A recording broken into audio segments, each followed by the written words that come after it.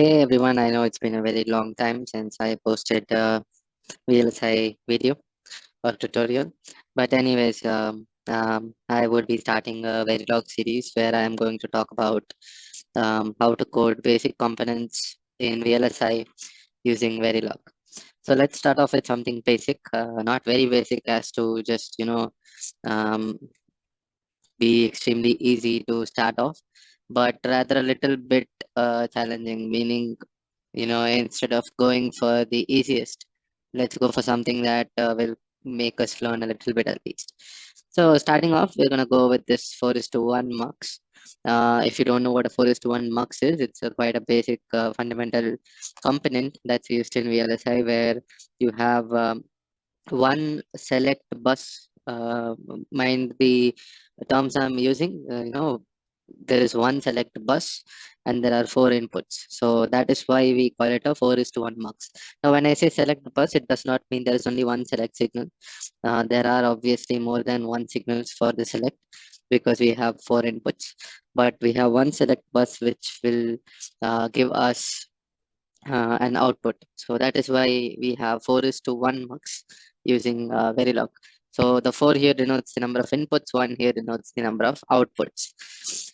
So great, let's get started. So Verilog in general is a fairly simple language. You have every Verilog component is called a module. So let me just go through the syntax if you are not very familiar with Verilog.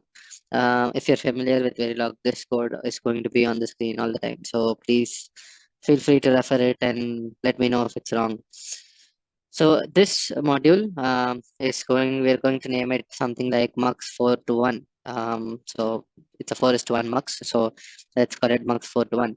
And always start a module with module and finish it with end module. If you do not mention the end module here, it does not know where the module is ending and it keeps going on compiling till the end of line and then report a compiler error. So this module here is a 4 is to 1 mux. You have to declare all the signals that are going inside and outside the module. That is how Verilog works. That is how it knows what are the inputs and outputs to this module, so that later when you give a stimulus, it knows what all inputs and outputs are constrained. So here we have one output which is the register, which is a register output, one input which is called as the uh, the input signal. Now the input signal is basically a bus with four bits here in this case, and we have a select input which is going to be a mm, um, 2 bit wide select signal. So let's move on to the actual logic inside the module which executes the mux. So if you look at this here, this is actually what I would say is the logic behind the mux. So all of this is just Verilog syntax. This is the main logic of the mux, where it says always at select or input begin. So let me just explain the syntax so that it's better since it's the first video in the series. When it says always at, whatever is going to be in this particular parenthesis is going to be the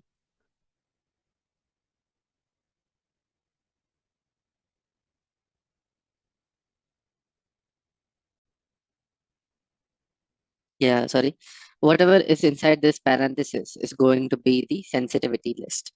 So when I say sensitivity list, this particular piece of code, from begin to end, you have the begin to end, will always be executed only when either select or input toggle or change, or there is some sort of activity happening in these two variables.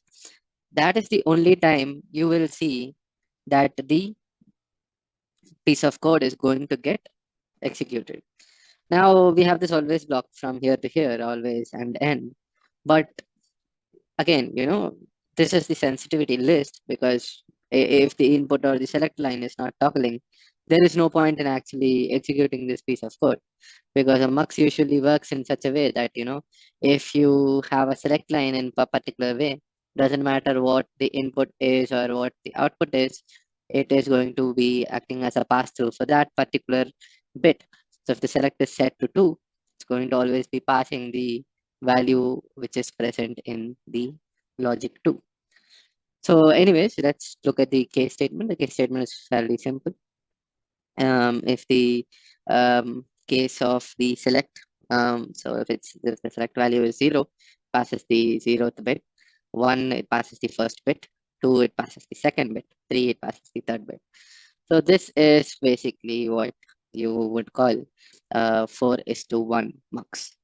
So yeah, I know it's just a fairly very simple Verilog piece of code, but things will get ramped up, and in the series, you can expect much more complex Verilog code, and I will be explaining how we deal with the timing delays and all the other aspects of our Verilog code. So thank you.